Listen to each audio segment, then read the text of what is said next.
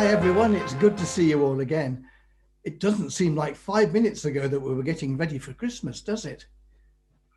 Can any of you remember what that time was called? Yes, that's right, Advent. And now we're getting ready for Easter. Now, does anyone know what that time is called? Yes, Donald, I know you know. We were just talking about it yesterday. I want to know if any of the children know. Well, that time of getting ready for Easter is called Lent. And traditionally, many people eat pancakes on the day before Lent starts. And then they give something up for the 40 days running up to Easter. But it's about more than that. Oh, there's someone at the front door. I won't be a minute. And while I'm away, Donald, you are not to have any of that delicious looking chocolate cake that I left in front of you. Okay?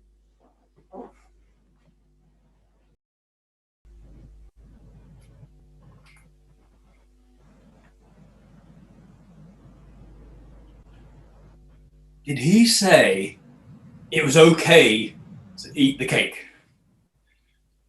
I remember hearing the word okay. No? Are you sure? Because if it wasn't for me, why would he leave it there? And he knows I love chocolate. Maybe if I just took a bit off the side, like that, nobody will notice. Don't tell him. Good.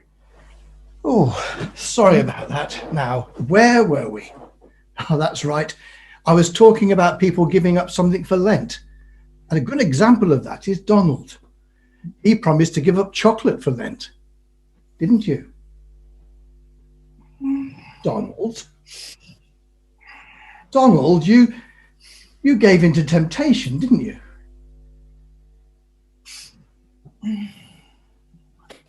I did. Sorry, but it wasn't my fault. So whose fault was it then?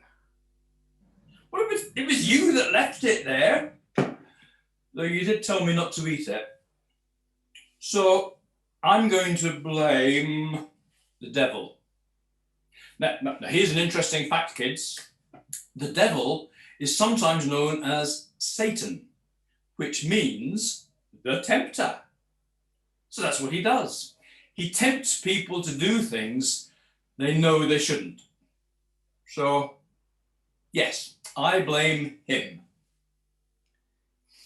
You see, we all get tempted to do the wrong thing sometime, but we have to learn not to fall for it. Now, there's a famous prayer called the Lord's Prayer. You may know it. It's the one that starts, "Our Father who art in heaven." Now, there's a line in that prayer that says, "Lead us not into temptation." That's asking God to help us to be strong. And even Jesus was tempted, and we're going to hear a story about that now.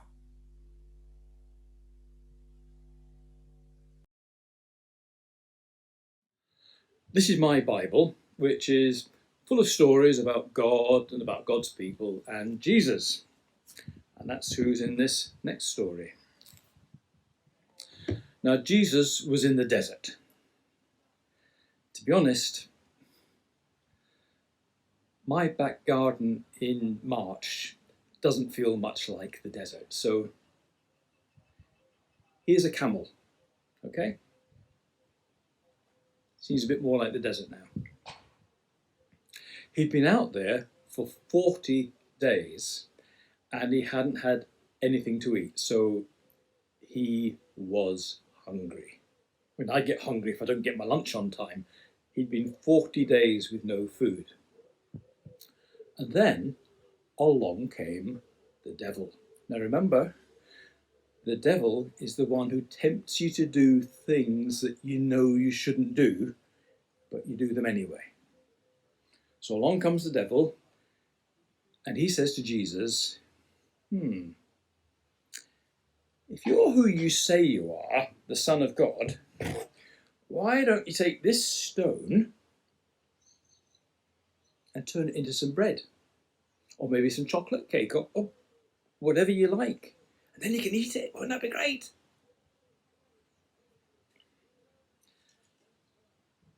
And Jesus said, no.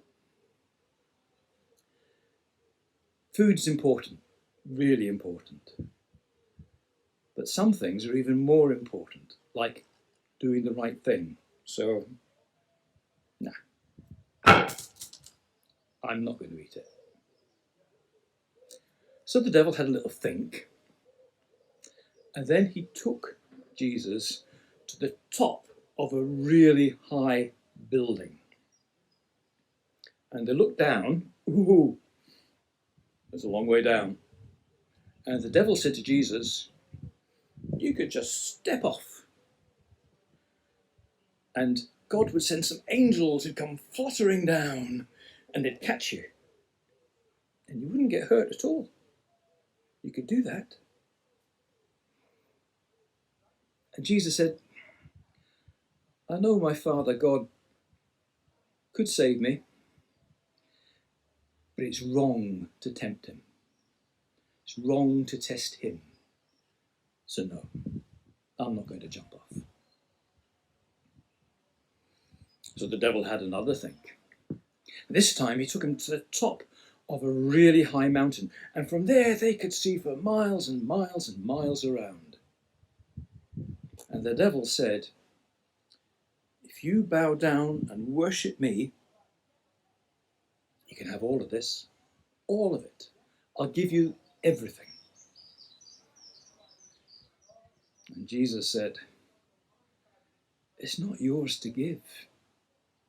All of this belongs to God. So no, I'm not going to.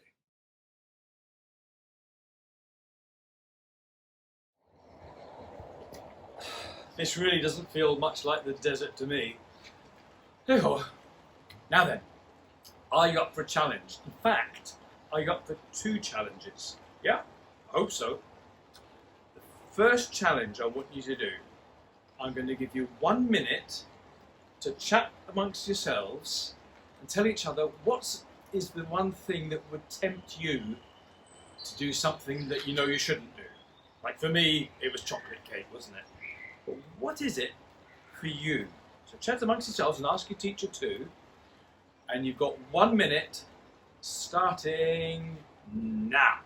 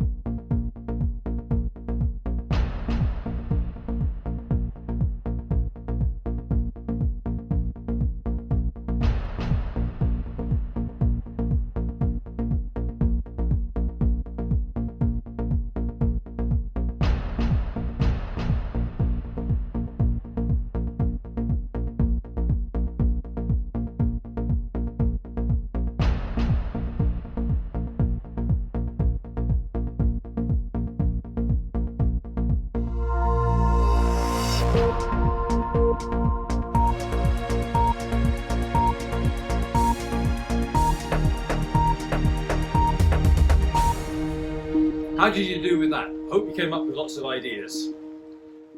And that leads us on to challenge number 2. You should all have a piece of paper like this one. Yeah? And if you can, put your name and your class on the top of it. And then in this first box, how do I stay dry and do this in the desert? In this first box, I want you to draw whatever it was you decided was the thing that would tempt you. So for me, it would have been chocolate cake that I'd put in there. Does that make sense? Okay, that's your challenge for this week. Have it ready for next week. Don't fill in the other 2 boxes yet. They're for next week and the week after. Okay? You know, it's one thing resisting temptation when it's chocolate cake or some other treat that we like. But when someone else is trying to make you do something you know is wrong, it's a different matter. I wonder if you've ever had to deal with a bully. I did when I was at school. In fact, there were more than one of them. They made my life quite miserable. Now, when Jesus was in the desert wilderness, he faced a bully. Jesus went into the desert and a bully was waiting for him there, the devil. You may have noticed that bullies do a couple of different things. Some try to beat you up. They seem to enjoy being stronger and seeing you hurting. Some other bullies try to trick you so you get into trouble. Well, the devil took Jesus to the top of a big building and said, "Jump off, Jesus, prove you are the Son of God." When he knew that nobody should jump off a high building. The bully was trying to get Jesus to jump off so that Jesus would get hurt when he hit the ground. 3 times that bully told Jesus to do things that God said not to do. And 3 times Jesus said, "No, I'm not going to do that. God said not to do that." And each time Jesus said something from the Bible to prove that God didn't want him to do what the bully said. Then Jesus said a surprising thing to the devil. Jesus stood up tall and said very firmly, "Go away." And you know what? When Jesus told that bully to get lost, the Bible tells us that the devil went away and left. You know, I like the way Jesus told that bully to go away, and that can work in our own lives. There was one time when I was in school that I stood up to a bully, and after that, he stopped bullying me. I wonder, have you ever had to face a bully? I wonder how Jesus was strong enough inside himself to say no when the bully wanted him to do the wrong thing. I wonder what would happen if you stood up tall and shouted, "Go away," to someone who was bullying you. And I wonder if someone bullies you, how you could come close to Jesus for comfort. And I wonder if Jesus is more able to comfort us, since he was bullied too.